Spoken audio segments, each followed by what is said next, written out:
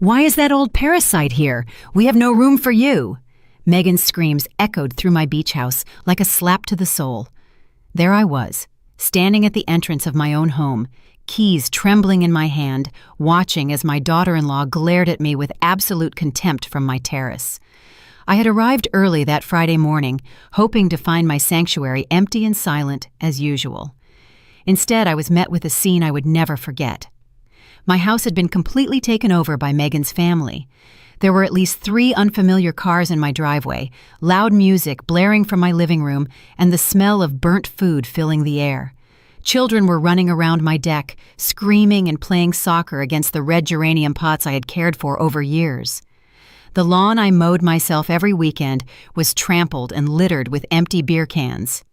The wicker chairs I'd bought with so much love the year before were covered in wet towels and dirty clothes. My beautiful garden looked like a battlefield after an out-of-control party. When Megan saw me, she didn't show a hint of shame. On the contrary, she stood planted in the main doorway as if she owned the place. She was wearing one of my favorite aprons, the one I'd embroidered with my own hands 10 years ago. Her eyes had that cold look I knew so well, the one she always gave me at family dinners when she thought no one was watching. "Megan, I didn't know you were here," I said, trying to find the calmest voice possible within my constricted chest. "This is my house. I've been coming here every holiday weekend for 20 years. She laughed. It was a laugh so cruel it made me feel small and insignificant. "Oh, please," she scoffed. "Robert told me we could use the house as long as we wanted. Besides, we're actually doing something productive here. You just come to complain and interrupt our family plans." More people appeared behind her. Her sister, Veronica, with her 2 teenagers, her gray-haired mother who looked at me as if I were an intruder, and 3 other people I didn't even know. There was an older man in a Hawaiian shirt who seemed to be her uncle, a young woman with a baby in her arms, and another man who was smoking calmly on my balcony as if it were nothing. They all stared at me with a mix of annoyance and surprise, as if my presence in my own home was a terrible inconvenience. Megan's mother approached and looked me up and down with disdain. "Is this the famous mother-in-law you always talk about?" she asked her daughter in a mocking tone. "I thought she'd be more imposing. She looks pretty ordinary." The malicious snickers of the others pierced me like needles. There I was at 70 years old, in my simple travel clothes, being judged by complete strangers on my own property. "Where's Robert?" I asked, feeling my heart start to beat faster. My son had to be here. He would explain everything. Was there a misunderstanding? "Robert is working, as always," Megan replied, crossing her arms. "Unlike you, he has real responsibilities. Look, Eleanor, there's no room for you here. The rooms are all taken. The kitchen is being used to prepare food for the whole family, and frankly, your presence will only create unnecessary tension." I was frozen. In that moment, it felt as if the world had stopped. She was actually kicking me out of my own house. The house I built brick by brick after I was widowed. The house I worked day and night for years as a seamstress to pay for. "Besides," Megan continued with a poisonous smile, "I already spoke with Robert, and we agreed that this house needs to be used more. It makes no sense for it to be empty most of the time while you live comfortably in the city. We have kids who need space to grow." The words hit me like stones. 20 years of building this house after my husband died. 20 years of paying every penny of the mortgage with money earned from cutting and sewing clothes for other people's families. 20 years of caring for every detail, every plant, every corner of this place that had become my personal sanctuary, my only refuge from the world. "This house is mine, Megan," I managed to say, though my voice sounded weaker than I would have liked. "I have the documents. I pay all the bills. Oh, that's enough," she interrupted, raising her voice even more. "Always the same thing. How it's yours, how you pay. Robert is your son, isn't he? What's yours is also his, and what's his is also mine. That's how normal families work." The kids had stopped playing, and everyone was watching me in silence. I could feel their eyes on me, judging me, waiting for my reaction. The humiliation burned my cheeks like fire, but something inside me refused to break. It refused to give them the show they were waiting for. One of the teenagers, who seemed to be Megan's niece, came closer and looked at me with insolence. "Why don't you just go to a hotel? My aunt is right. There's no room for anyone else here." "It's fine, dear," I finally said, with a smile that came from my soul, but I knew didn't reach my eyes. "I understand the situation perfectly." Megan smiled in victory, believing she had won. The others seemed satisfied, as if they had witnessed a just victory. They had no idea what they had just unleashed. As I walked away from my own house with slow, dignified steps, my mind traveled 20 years back to when this property was nothing more than a vacant lot full of weeds and dreams. I was 50 years old then. I had just become a widow, and Robert was barely 25. It was just the two of us against the world, and I had made the most important decision of my life, to build a refuge for our family. I remembered that August morning when I arrived at the lot with my work shoes and my savings book. I had saved every single dollar by working as a seamstress, taking orders from 4 in the morning until 11 at night. Wedding dresses, school uniforms, clothing alterations, curtains for other people's homes. My fingers bled 1,000 times on that sewing machine I still own, but every stitch was one brick closer to my dream. The architect looked at me with distrust when I told him I wanted to build a beach house as a widowed seamstress. "Mrs. Crawford, this is going to cost at least $45,000, he told me while looking through his papers. "Are you sure you can handle this expense?" I took out my bank book and placed it in front of him. I had exactly $45,000 saved, penny by penny. Robert accompanied me the first day the workers arrived. His eyes were shining with excitement, seeing his mother turn poverty into hope. "Mom, are we really going to have a beach house?" he asked me as I marked where the foundations would go. "We're not just going to have it, son," I said. "We're going to build it with our own hands." And so we did. For 2 years, every weekend I drove out here to supervise the construction. I carried sand, painted walls, and planted every tree in the garden. Robert came with me when he didn't have college classes. Together, we chose the kitchen tiles, the creamy color of the walls, and the exact position of each window to let in the sea breeze. When we finally finished the house, Robert hugged me on the deck and said, "Mom, you're the strongest woman I know. Someday, when I have a family, I'll tell them how my mother built this paradise with pure love and hard work." How had that same boy come to allow his wife to humiliate me in the place I built with so much sacrifice? The house wasn't just walls and a roof. It was the symbol of my independence after becoming a widow. It was proof that a woman on her own could make it without depending on anyone. It was my refuge when the world became too heavy. My place to remember who Eleanor Crawford was before I became just Robert's mom. Every object in that house had a story. I bought the dining table with the extra money I earned making quinceañera dresses for 3 months straight. I sewed the living room curtains myself with fabric I got on sale. The set of kitchen pots cost me $200 that I saved by not buying new clothes for a whole year.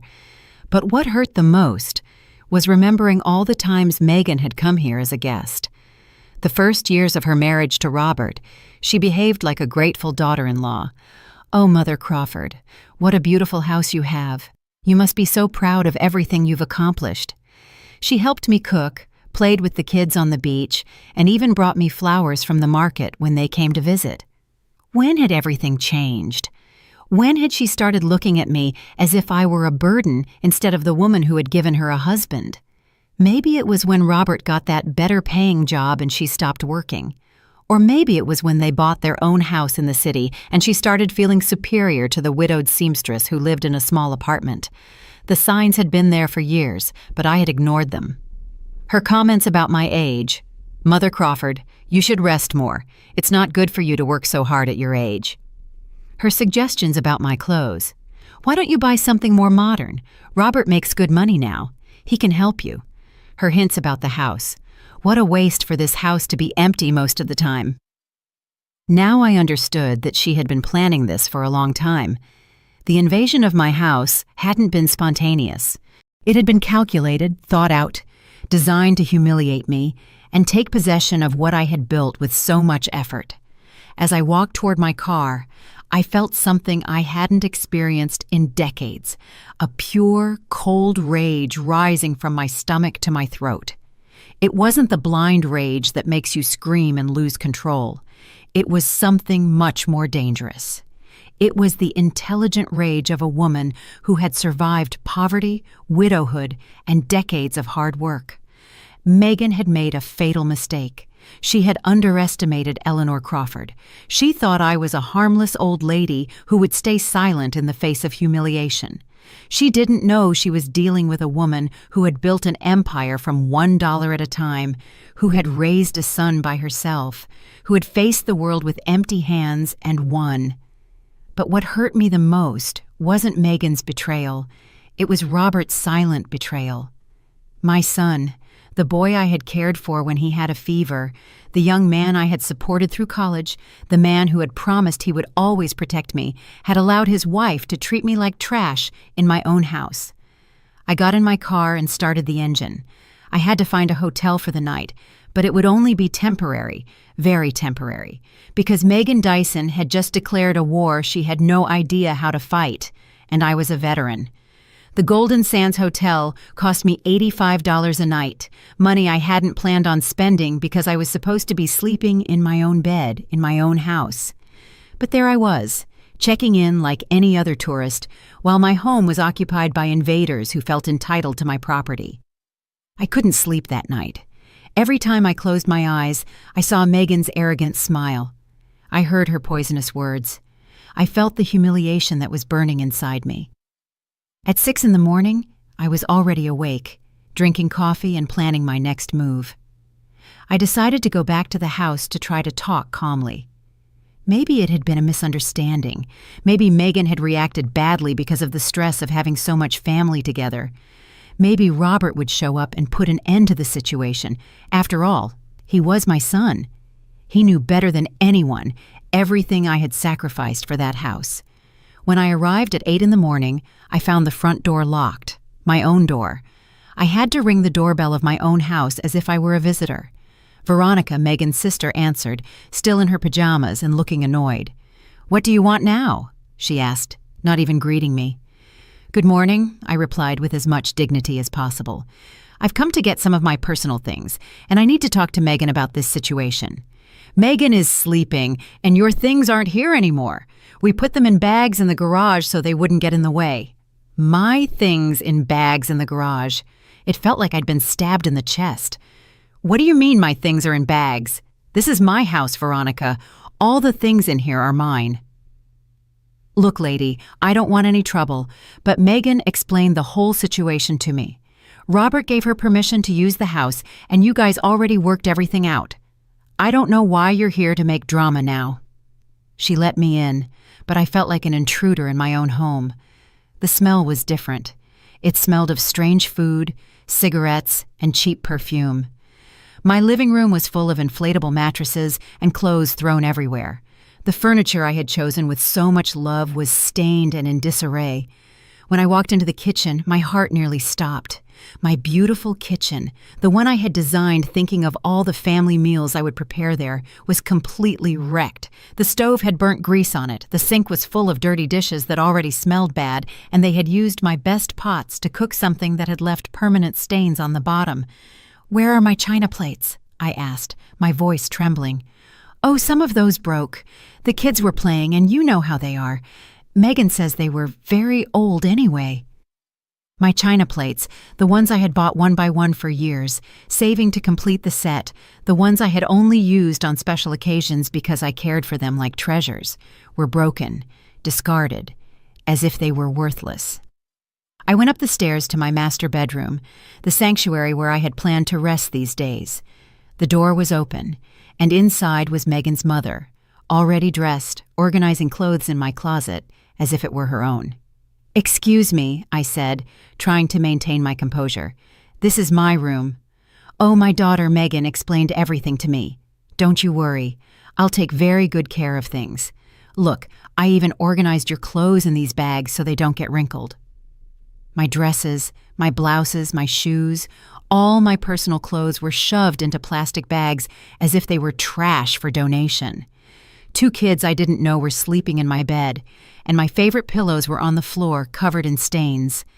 "Ma'am, I need you to get these kids off my bed," I said firmly. "Your bed?" she scoffed. "Oh, please. Megan told me you weren't going to use this room anymore. The kids need to sleep comfortably, not on the floor." It was like living a nightmare. In my own house, they were treating me as if I were the intruder, as if my 30 years of work and sacrifice meant nothing, as if my rights to my property were just an old lady's whims. I went down the stairs, trembling with indignation, and looked for Megan. I found her on the terrace, drinking coffee from one of my favorite mugs, wearing my housecoat, talking on the phone as if she were the lady of the house. "Yes, Mom, the house is beautiful. Don't worry, I've already handled everything." The mother-in-law understood how things are now. She was laughing as she spoke, as if my humiliation were a funny joke. When she saw me, she hung up and looked at me with annoyance. "What are you doing here so early? I thought it was clear that there was no room for you." "Megan, we need to talk. This house is legally mine. I pay the taxes. I pay for the maintenance. I have all the documents. Robert has no right to give you permission for my property without consulting me." "Oh, please don't start with your legal drama. Robert is your son, right? Children inherit from their parents. It's normal. Besides, we're taking better care of the house than you are. Look how full of family it is, how happy it looks." "Happy? You've destroyed my kitchen. You broke my plates and put my clothes in bags like they were trash." "Well, you have a lot of old things that are no longer useful. We took the opportunity to do a general cleanup. We did you a favor." I couldn't believe what I was hearing. This woman had invaded my house, destroyed my belongings, humiliated my memory and my memories, and then had the audacity to tell me she had done me a favor. "Where is Robert?"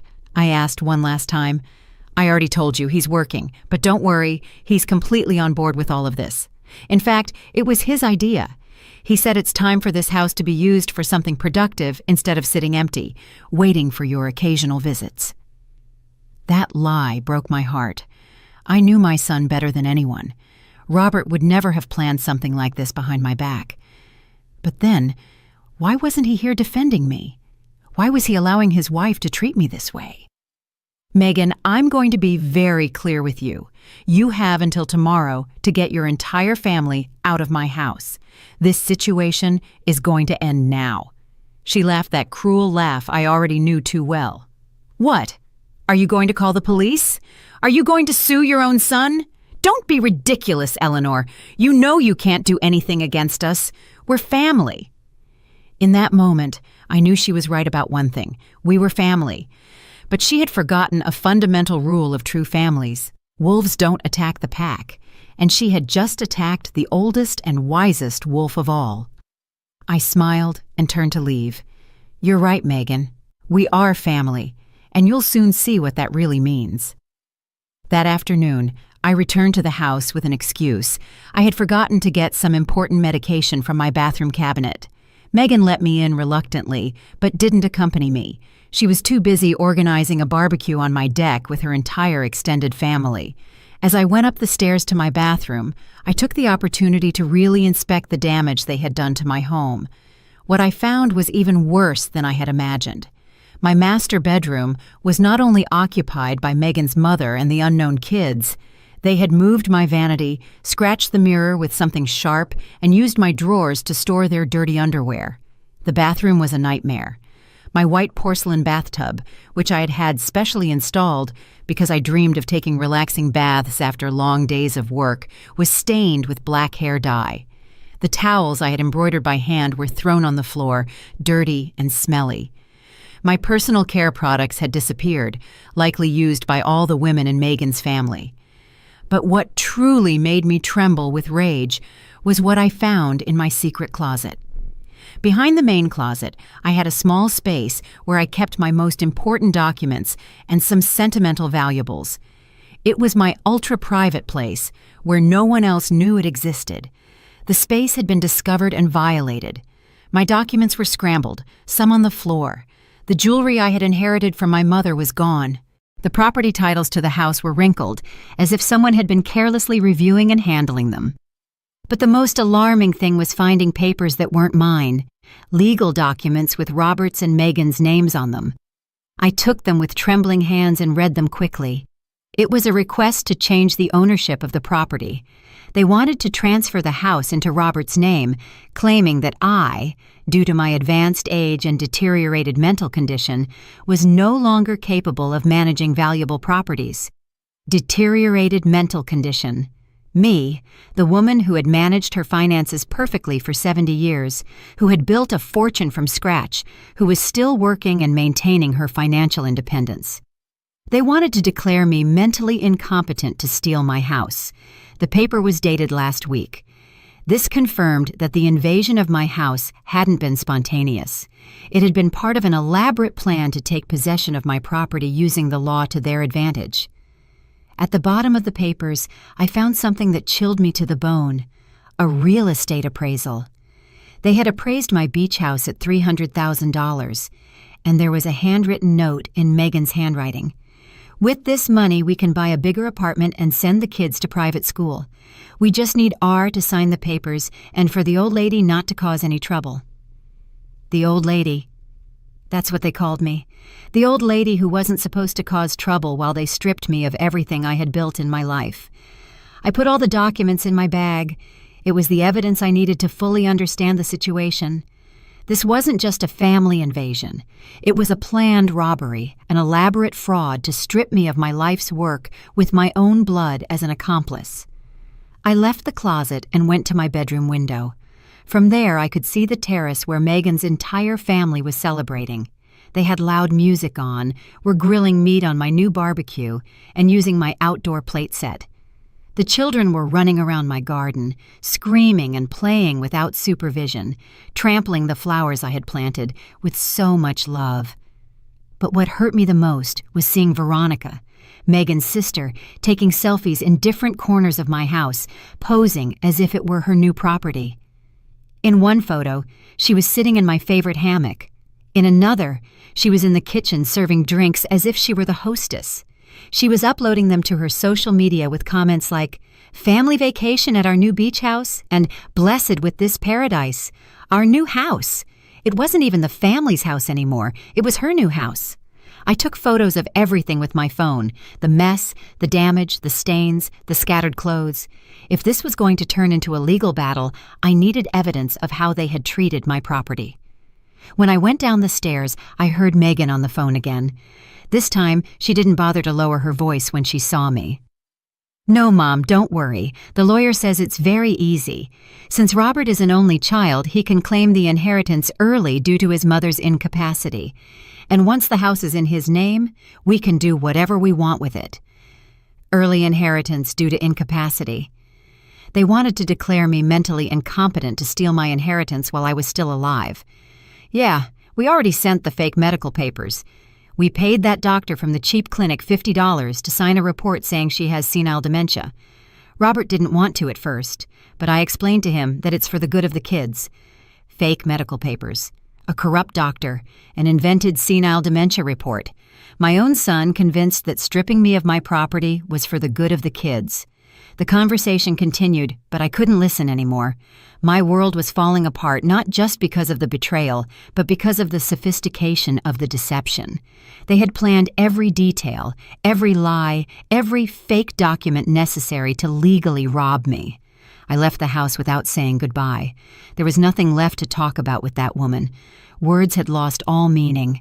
This was no longer a family dispute that could be resolved with conversations and good feelings. It was a war, and they had fired the first shot using the dirtiest weapons possible: lies, fake documents, medical corruption, and the manipulation of my own son. But they had made a fatal mistake. They had underestimated their enemy.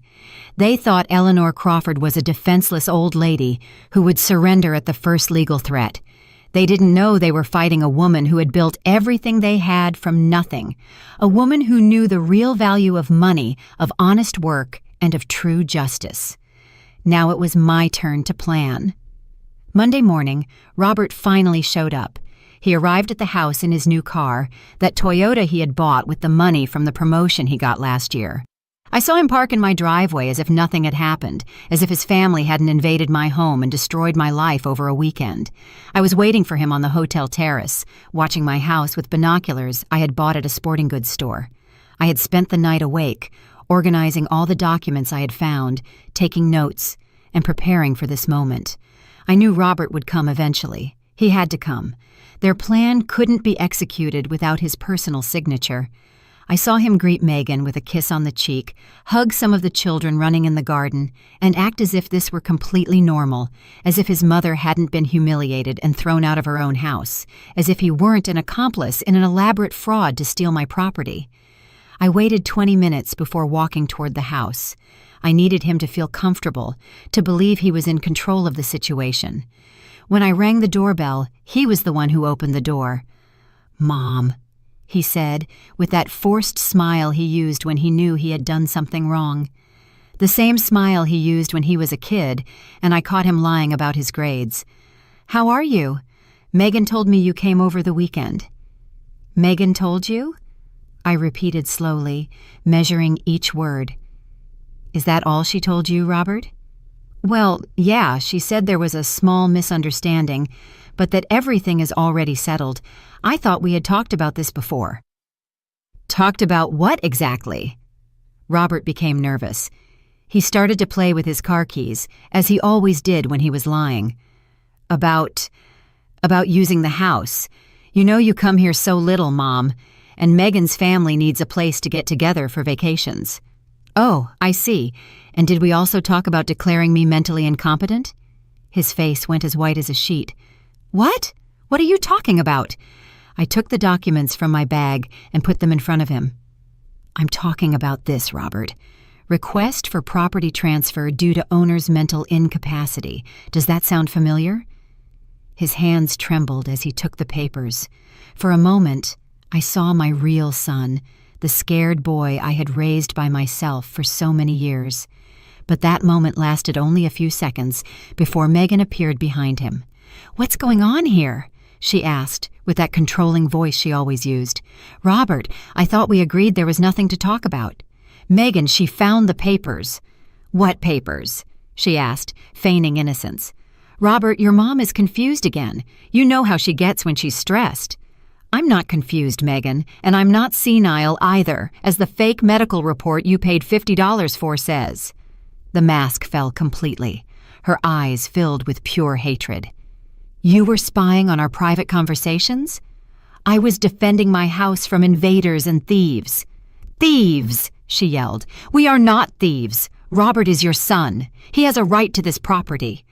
"Robert has a right to inherit when I die, not to steal from me while I'm alive." "Oh, please, you're already old, Eleanor.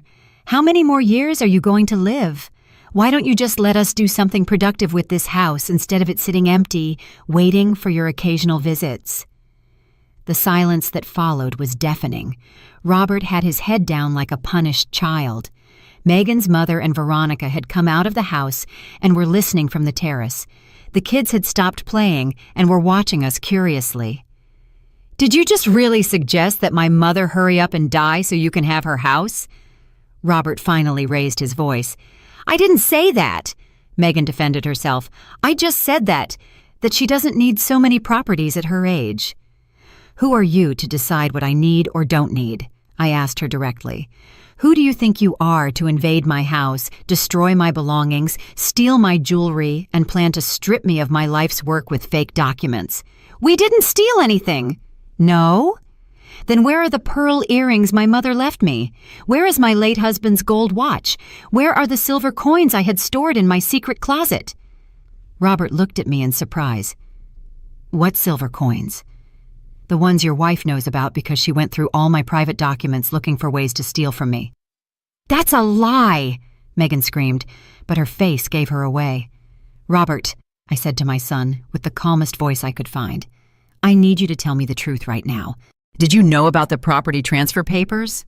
I tell her!" Megan yelled at him. "Tell her you knew. Tell her you agreed. Tell her it's time for you to think about your real family instead of pleasing your mom your whole life." "Shut up, Megan," Robert finally exploded. "Just shut up." We all fell silent. Robert never yelled at his wife. He was a quiet man. He avoided conflict. He always sought family peace. Seeing him lose control like that was shocking for everyone. "Mom," he said with tears in his eyes, I never wanted things to get to this. But you knew about the papers, didn't you? Yes or no?" "Yes," he whispered. "I did." My heart broke into 1,000 pieces. It was one thing to suspect my son's betrayal, but it was another thing entirely to hear him confirm it with his own voice. And the fake medical report, too? Megan said it was just a formality, that all kids have to do that when their parents reach a certain age, that it was normal, that it was to protect you. Protect me from what, Robert? From making bad decisions with your money. What bad decisions? Spending my money on my house for my vacations? No, Mom. But Megan is right that the house is empty most of the time, and we have expenses. We have kids who need... And that's why you decided to rob me instead of asking me for help? We're not robbing you, Megan interrupted again. We're helping you be more practical with your money. Helping me be practical by faking medical reports, inventing that I have dementia, and invading my house like thieves? That's enough, Megan screamed. Robert, tell her the truth once and for all. Tell her you already spoke with the lawyer, that the papers are ready, that all that's missing is your signature to transfer the property. Tell her it's time for you to act like a man instead of an obedient child. Robert looked at me with eyes full of shame and pain. Mom, I'm so sorry. You're asking for forgiveness, and at the same time, you're going to rob me of my house. It's not robbing, it's securing the future of my kids. By destroying the present of your mother. He didn't answer. He just stood there, caught between his wife, who was pressuring him to sign my financial death sentence, and his mother, who was looking at him with a broken heart. It's okay, Robert, I finally said. I understand. I know where your loyalties lie. I turned to walk back to my car, but stopped and turned to look at all of them. Just one more thing. You thought Eleanor Crawford was a defenseless old lady who would give up without a fight. You were wrong. I fought poverty and won. I fought widowhood and won. I built this property brick by brick when you weren't even in my life, and now I'm going to fight against you, and I'm going to win this too. The triumphant smile disappeared from Megan's face. For the first time, I saw fear in her eyes. With what lawyer? She asked with a trembling voice. You don't have money for legal battles. I smiled. Who told you I don't have money, dear? I walked out of my house with my dignity intact, but with a broken heart. Robert had made his choice.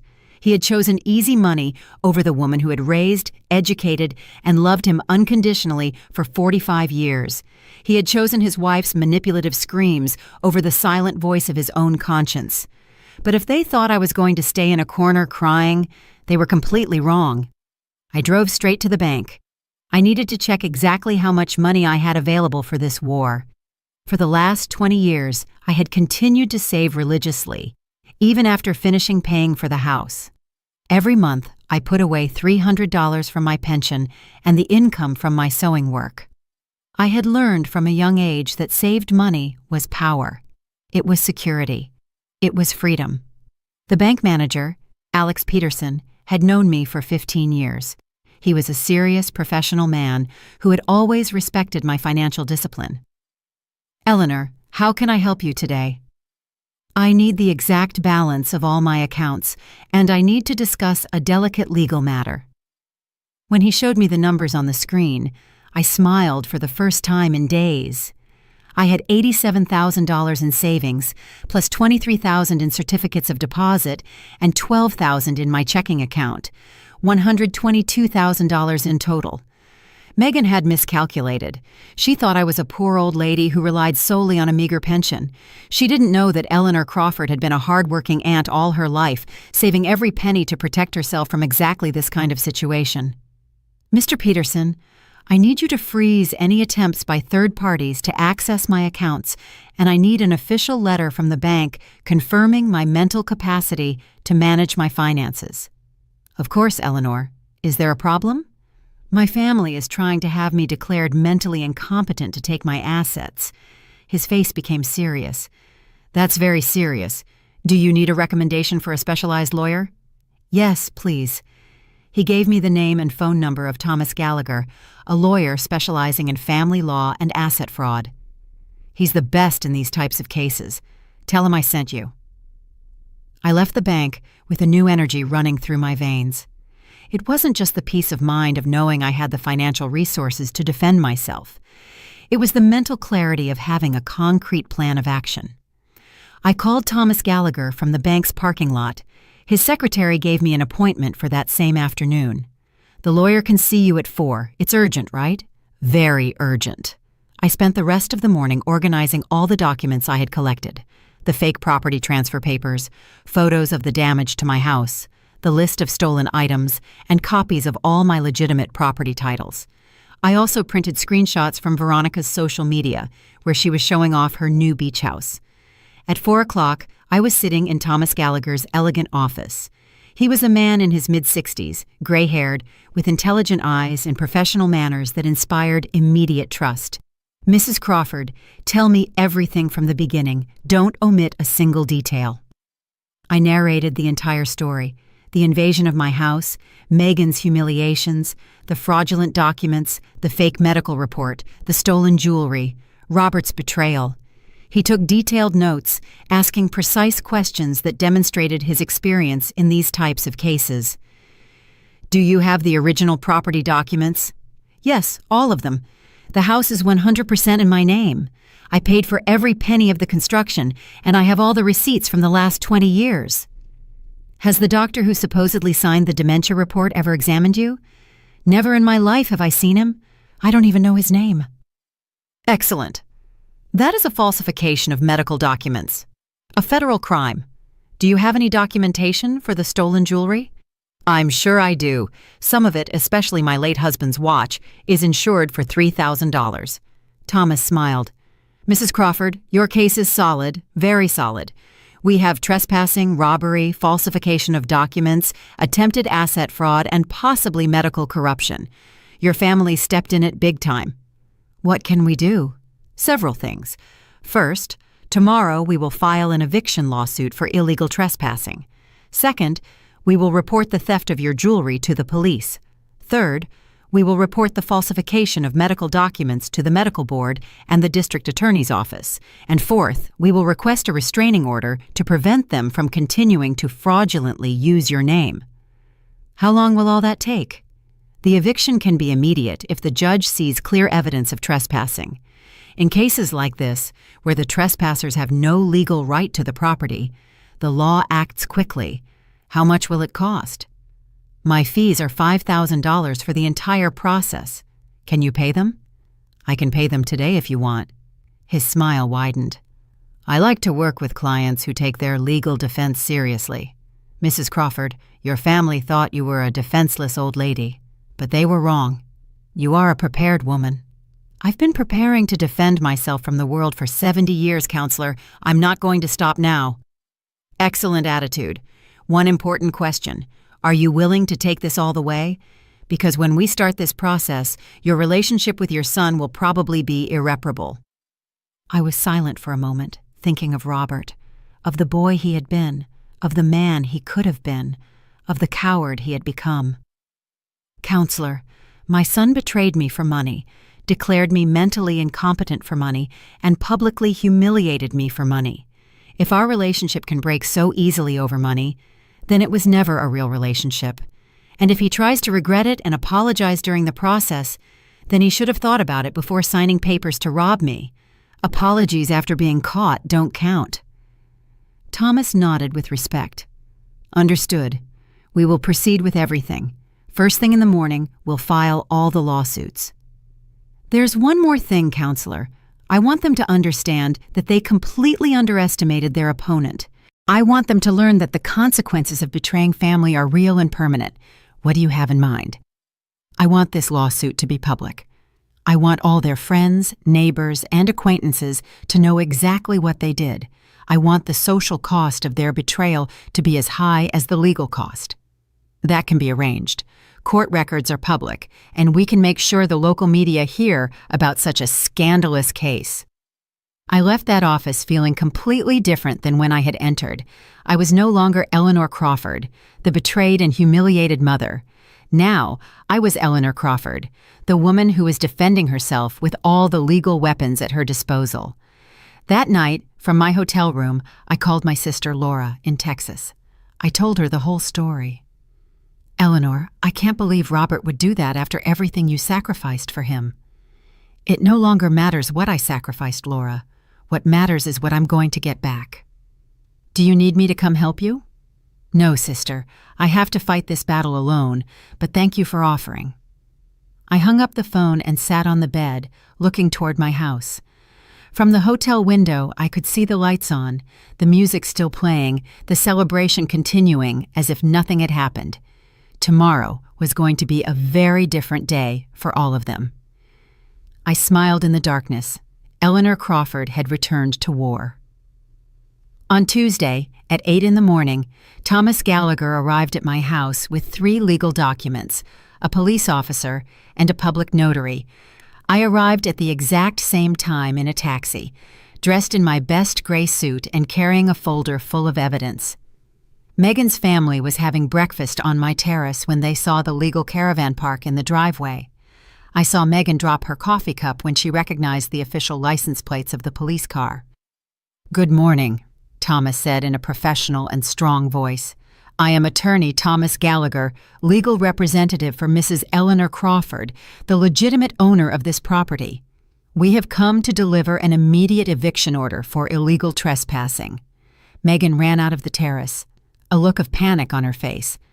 "What are you talking about?" "This is my husband's house. We have the right to be here." "Ma'am," the police officer replied, "do you have any documents that prove legal rights to this property?"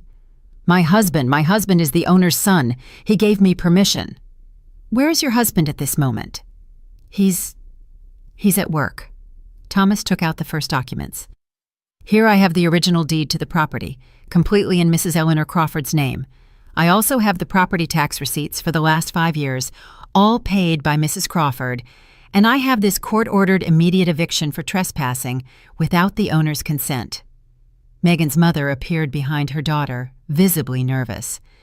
"What's going on here?" "What's going on," I said, in a calm but firm voice, "is that you invaded my house without my consent, destroyed my property, stole my belongings, and tried to strip me of my life's work using fake documents. Now you are going to face the legal consequences." Veronica came out of the house, recording everything on her phone. "This is elder abuse. The lady is crazy and is harassing us." "Miss," the public notary intervened, "stop recording immediately. This is an official legal proceeding, and you are not authorized to document it." Thomas took out more papers. "I also have a formal complaint here for the theft of jewelry and valuables, with a detailed list of all the missing items and their estimated values." "We didn't steal anything," Megan yelled. "Where are the pearl earrings that belonged to Mrs. Crawford's mother?" the police officer asked. I don't know what earrings you're talking about." "And the gold watch of Mrs. Crawford's late husband insured for $3,000? Megan was silent. Her face turned red with shame. "Furthermore," Thomas continued, "we have evidence of falsifying medical documents to try to declare Mrs. Crawford mentally incompetent. This is a federal crime punishable by prison time." "Medical documents?" the officer asked. "What kind of documents?" I showed him the papers I had found. A fake report claiming I have senile dementia, signed by a doctor who has never examined me, paid for with $50 to facilitate the theft of my property. The police officer reviewed the documents and frowned. "This is very serious, ma'am," he said to Megan. "You paid for a fake medical report?" I didn't. We just wanted to help her. She's too old to manage so many properties." "And that's why you decided to steal her house using fraudulent documents?" Just then, Robert arrived, driving at full speed. He got out of the car with a look of total desperation. Surely someone had told him about the police's arrival. "What's going on here?" he asked, almost out of breath. Your wife and her family are being legally evicted from your mother's property for illegal trespassing, Thomas explained to him. And you, Mr. Crawford, are being cited as an accomplice in a case of attempted asset fraud. Asset fraud? I showed him the documents. The property transfer papers you were going to sign to steal my house, Robert. The papers your wife had hidden in my secret closet. Robert turned pale. Mom, I can explain. There's nothing left to explain. You already made your decision. But I didn't want it to get to this. Didn't want it to get to what? To me defending myself?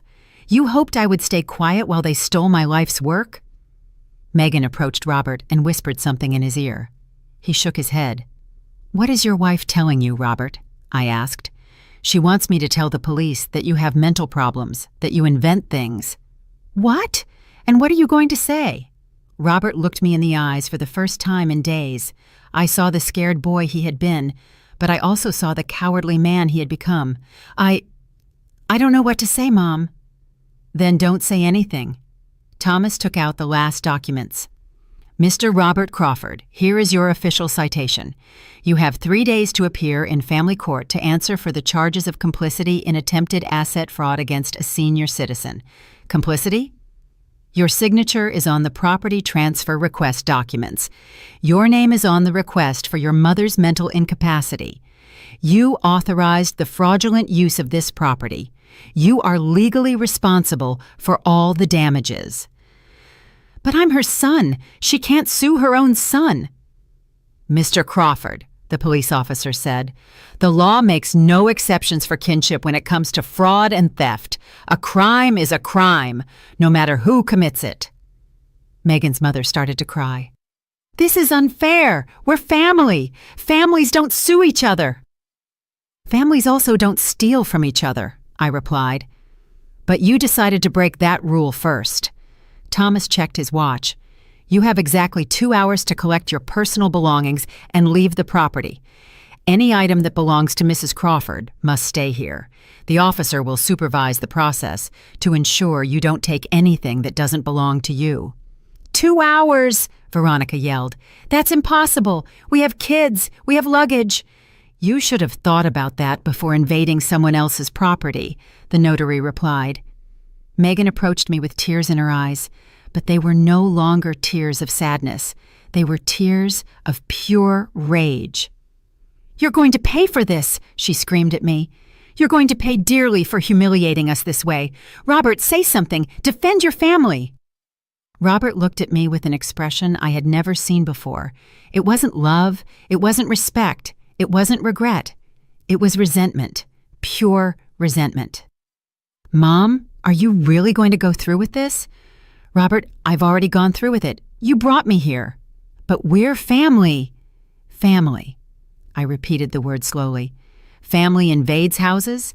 Family steals jewelry. Family fakes medical documents. Family humiliates its seniors in public. We just wanted... You wanted to rob me, and I want justice. Thomas closed his folder.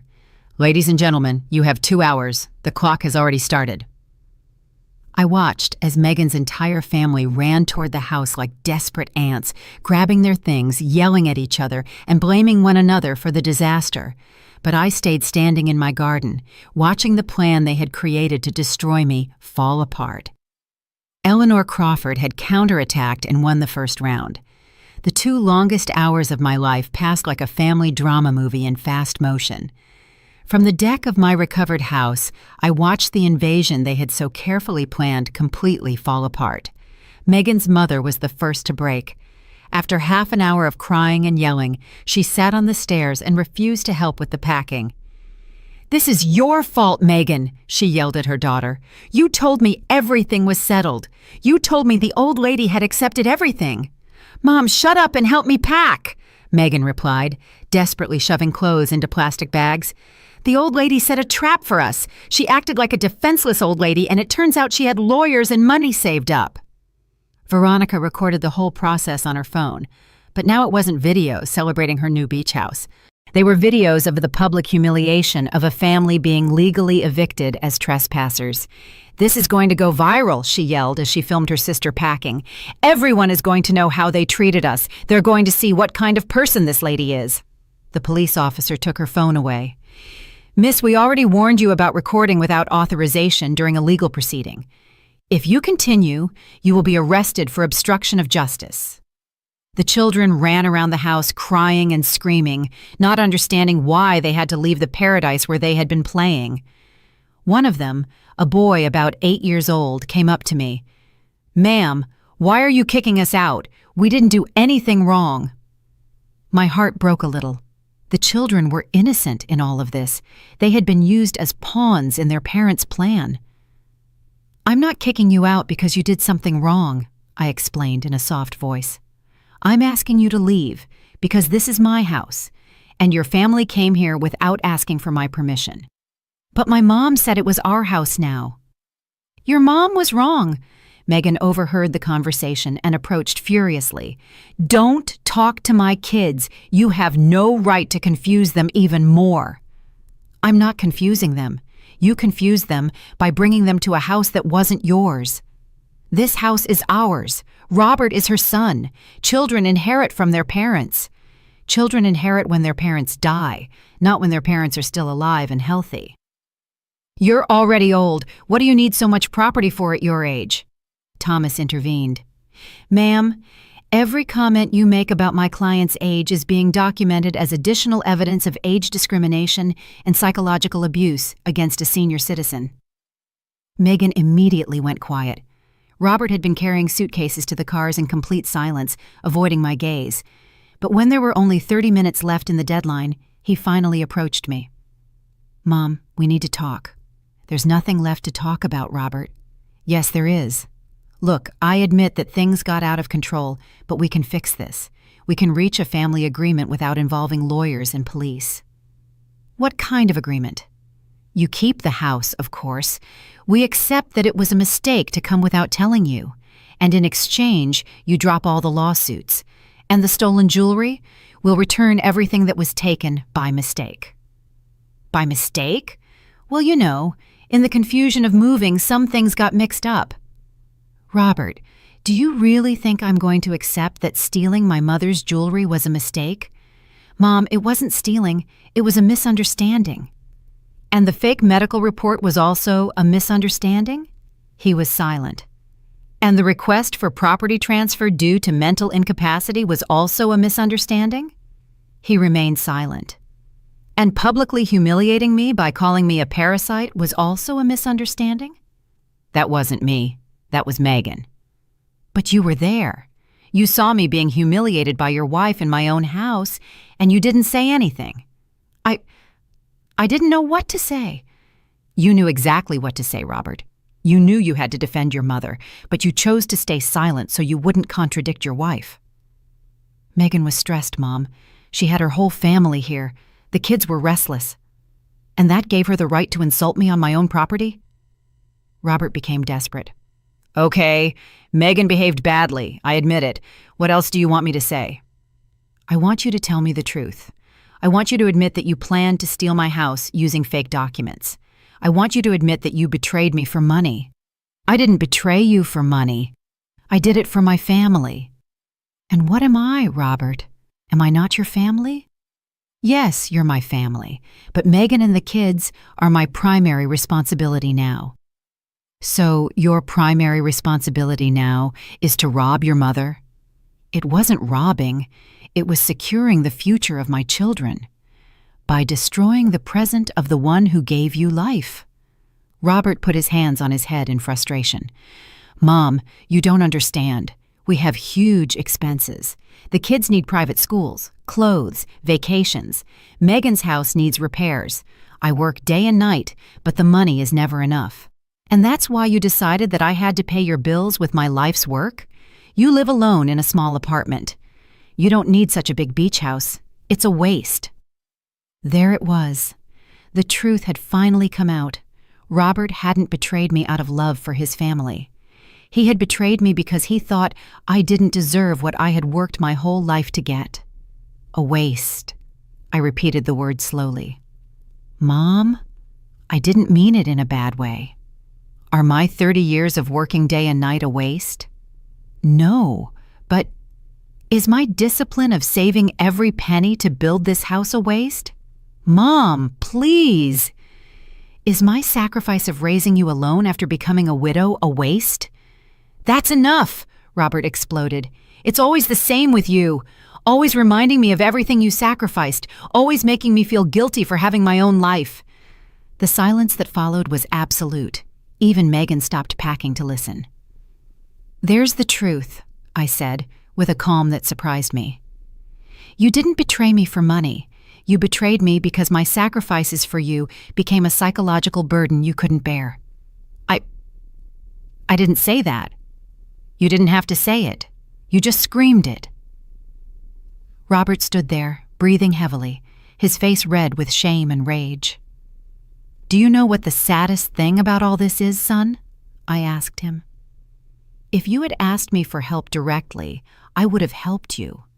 If you had told me you were having financial problems, we would have found a solution together. But you preferred to conspire behind my back, humiliate me publicly, and try to rob me using the law. Why, Robert? Why did you choose the cruelest path? Because I knew you would say no. How did you know if you never asked me? Because you've always been very attached to your money, very controlling with your life's work. Controlling? Robert, I paid for your college. I bought you your first car. I lent you the down payment for your house. I've helped you financially dozens of times in your adult life, but always with conditions, always reminding me that it was your money, that it was your sacrifice. I finally understood everything. Robert hadn't betrayed me out of greed. He had betrayed me out of pride. His male pride couldn't stand continuing to depend financially on his old mother. You know what, Robert? I finally said. You're right. I should have forced you to be more independent when you were younger. I should have let you solve your own problems instead of always rescuing you. But it's too late to change the past, and now you're going to have the opportunity to be completely independent, because from now on, you're going to solve all your financial problems without my help. Thomas checked his watch. Folks, you have 10 minutes left. The final stampede was chaotic. Megan yelling orders, the kids crying, Robert carrying the last suitcases with a look of total defeat. When they were all finally in their cars, Megan rolled down her window and screamed one last threat at me. This isn't over, you bitter old lady. We're going to appeal. We're going to prove that you're crazy. Go right ahead, I replied calmly. My lawyer will be waiting for you. The cars drove away, kicking up dust in my driveway. Robert was the last to leave. He looked at me in the rearview mirror, but I had already turned my back. Thomas approached. How do you feel, Mrs. Crawford? Tired, I answered honestly, but free. Free from having to pretend that we're a happy family. Free from having to excuse betrayal with maternal love. Free from pretending that this can be fixed with forgiveness and forgetting. The police officer said goodbye. The notary finished his documents. Thomas handed me the keys to my own house. Mrs. Crawford, your house has been officially recovered. I went up the steps of my terrace and sat in my favorite chair. For the first time in a week, I was alone in my own home, but the final act of this play was still to come. 1 week after the eviction, my beach house had regained its original peace. I had hired a professional cleaning service for $700 to erase all traces of the invasion. The strange smells had disappeared, the stains were gone, and my furniture was back in its correct places. But the real justice was just beginning. Thomas called me on Friday with news that made me smile for the first time in weeks. Mrs. Crawford, I have some important updates.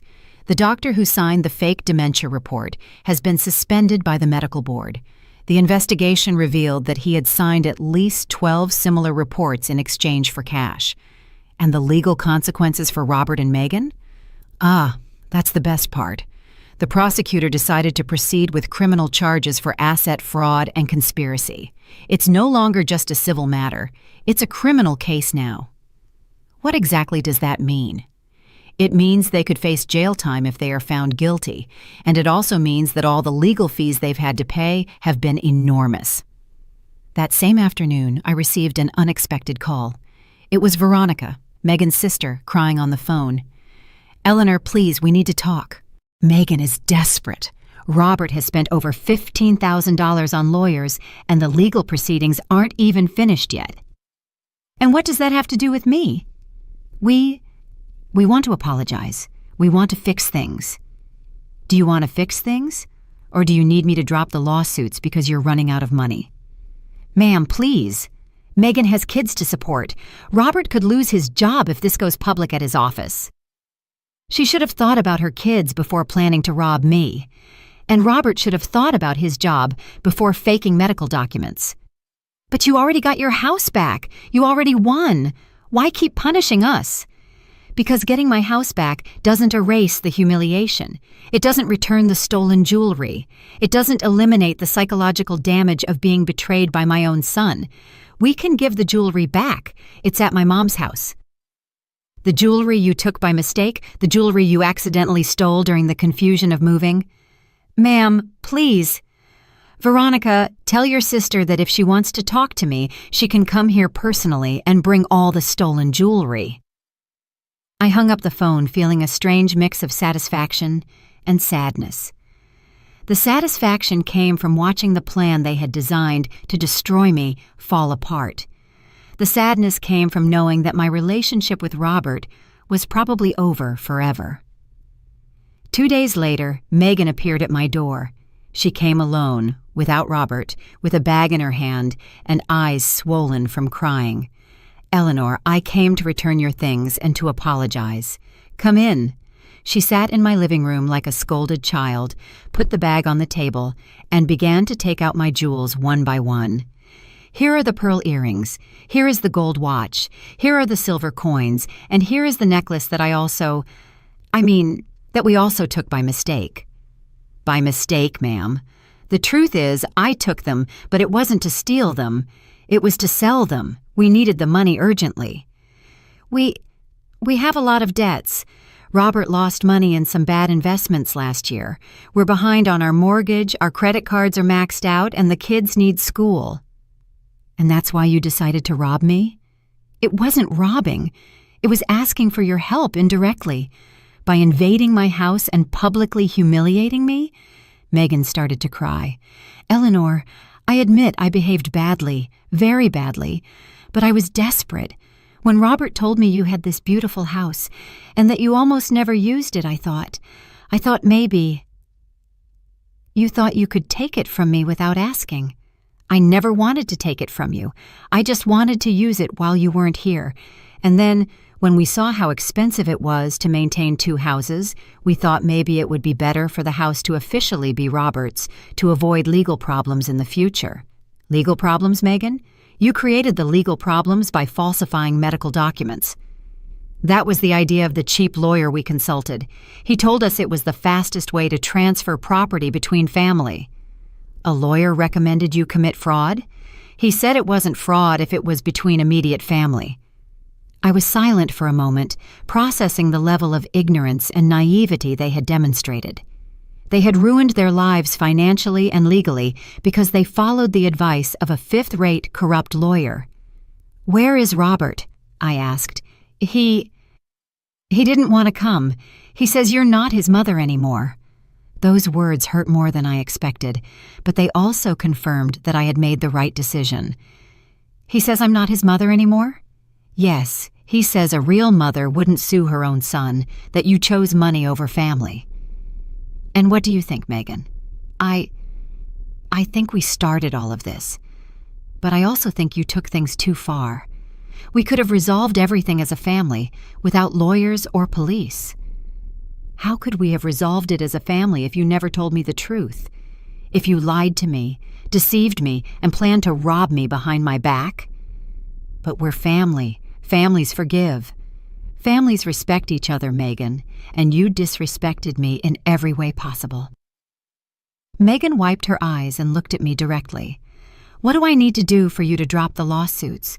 Do you really want to know?" "Yes. I want Robert to come here personally and apologize to me, not to you, not on the phone. I want him to come and look me in the eyes and admit everything he did wrong. He won't come. He's too proud.